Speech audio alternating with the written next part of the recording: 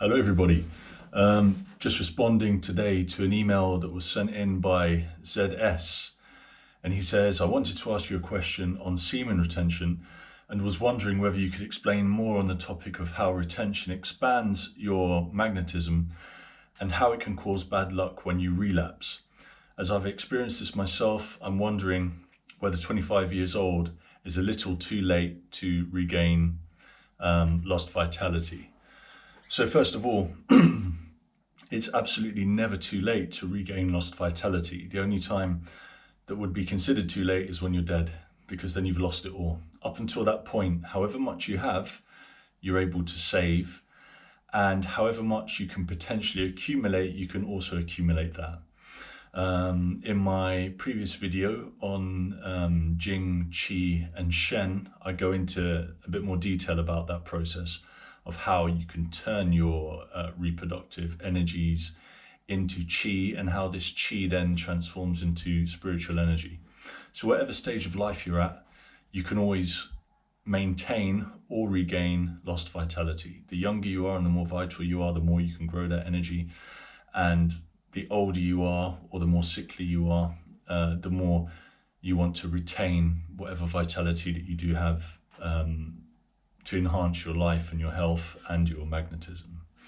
Right, so this is a really good question. I get a lot of questions about this, magnetism, attraction, auras. This is all very common at the moment. There are some who know and there are some who think they know, but we're going to go into a bit of detail about that now without really expounding too deeply upon it. So, what is an aura? What is your energy field? What is magnetism? Okay, fundamentally, it's made up of your thoughts, your thought energy. It's made up of your emotional energy, and it's made up of your qi, your bioelectric energy contained inside your body. Okay, different people have different levels of those, right? So if someone's releasing a lot and they're not conserving their jing, they're going to have less qi, and that will mean that their mental energy is likely to be a lot weaker, and their magnetism will also be a lot weaker, and their emotions they'll generally be quite weak. They'll fluctuate possibly between mood swings, and generally if there's a loss of qi and there's a loss of your sexual essence, you'll be in a weaker, more depleted and more nervous, anxious state. So now let's just look at the thoughts, okay? Everything is connected in this world, in this universe. If you think a negative thought, straight away, that negative thought will lead to negative chemical reactions in your body, okay? There'll be a change, there'll be a lowering of testosterone, there'll be an increase of cortisol, there'll be an increase of anxiety. Your body is constantly producing chemicals, and as soon as there's a negative influence, it starts to produce poisons, okay? However potent they are, sometimes people can have a reaction where they're shaking or they're vomiting or they're sick.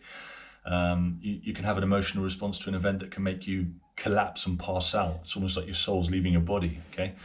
So they're very much interconnected. Somebody that has negative thoughts, or someone whose mental energy is in a negative state, generally they will develop a negative emotion, okay? And that will be felt around them. People will see that in them. Some people can try to hide it with fake smiles or whatever, but our instincts that we all have will show this person's level of energy and this person's level of negativity, and it will surround them, okay? Because they will exude that. It's like an essence that comes out of your body. So a weaker aura will be closer to the body, and a stronger aura can stretch a lot further. And obviously it's related to the energies that I've just discussed with you, and obviously the retaining of your reproductive fluid and turning that into generative energy. So now you can even feel that from a person who's left the room. An example is you walk into a room when there's been an argument. People aren't talking, but you can feel there, you feel in there that there's a tension, right? People say you can cut the atmosphere with a knife. Well, what is that atmosphere? It's the emission, okay, of auras that are coming from thoughts. And then what happens is the environment absorbs and takes on that characteristic itself. So you can walk into a room, you can walk into a building, you can walk into a country, you can walk into a street, you can walk into an office, and you can pick up the vibration that's there. That vibration is not just particles floating in the air, it's predominantly coming from the thought forces emanating from the people there and the emotional forces emanating from those people there. So what's important to understand, if you're not retaining your vital fluid, your spiritual energy will be extremely weak, okay? So we've got the physical environment that we're in, we've got the mental environment that we're in, and we've got the spiritual environment that we're in, okay? And there's a lot more unseen than actually what is seen. And this is one of the laws of nature, right?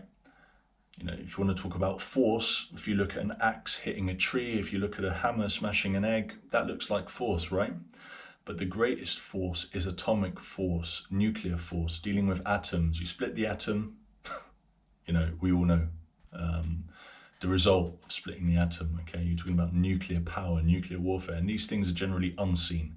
And there's a lot that goes on unseen energetically that we are unaware of but affect us constantly. So if you're releasing your vital fluid, your spiritual energy will be low, your spirit will be low. And, you know, it's almost like a battery. It can go lower and lower and lower until you're spiritually weak. And once you're spiritually weak, it will affect your body and your mind and your thoughts. That's why when you release your seed, you release your vital fluid, straight away, you're into a negative state. You feel tired, you feel depressed, you've got brain fog, you feel a bit more lazy, your vitality goes down. And when you're in that state of lowered vibration, you will attract whatever you're vibrating on, okay? So when you're thinking in a particular way, or when your spiritual energy is at a certain level, you now have an affinity with everything that is in that level, okay? So when ZS asked about magnetism, yep, we're magnets, we're constantly attracting to ourselves, but we attract to ourselves on the vibrational level that we are. So if we're at a lower level of vibration, we're going to attract those things which are low.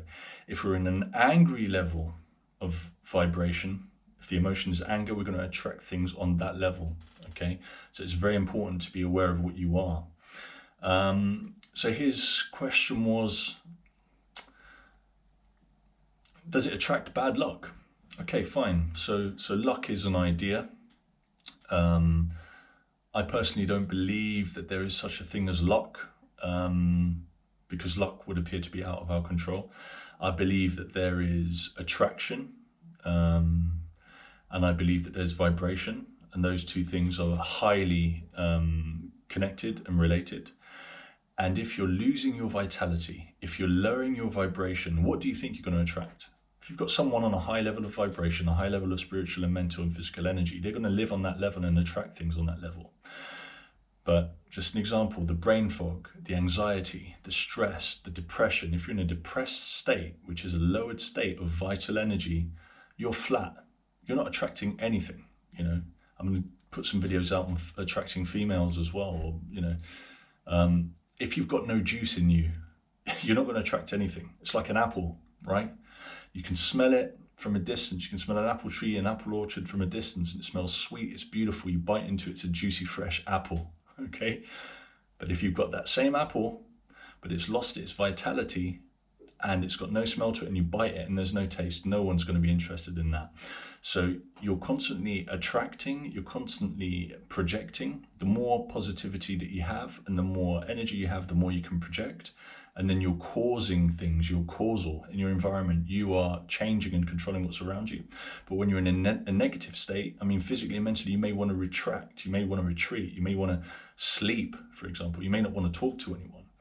And that will be reflected in all areas of your life. So it's not a question of luck.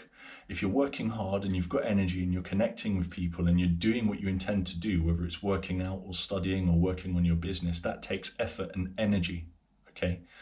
If you're not engaging in that because you haven't got the energy, then of course someone may say that that's bad luck. If you're sleeping 10 hours a day, eating junk food, watching TV and then going to bed again, I guarantee someone would say they've got no luck in their life. Right? But it's because they're not actually engaging with the world and controlling it and doing things. So the more you retain, the more that will naturally turn into chi and spiritual energy, the stronger your aura will be, and the more capable you will be at controlling your environment and attracting those things that are on your level of vibration. So there was a statement, there was a word or a statement of knowledge that said, to he that hath, he shall be given more. But to he that hath not, whatever he does have shall be taken away from him. So there's a lot of wisdom in a lot of the scriptures and books and philosophies that we have. But follow the way of nature, maintain your energy, be positive, don't fall into a negative mindset, just back up again and engage in the world in a positive way, rebuild your energy and you'll become magnetic. Don't forget to like and subscribe.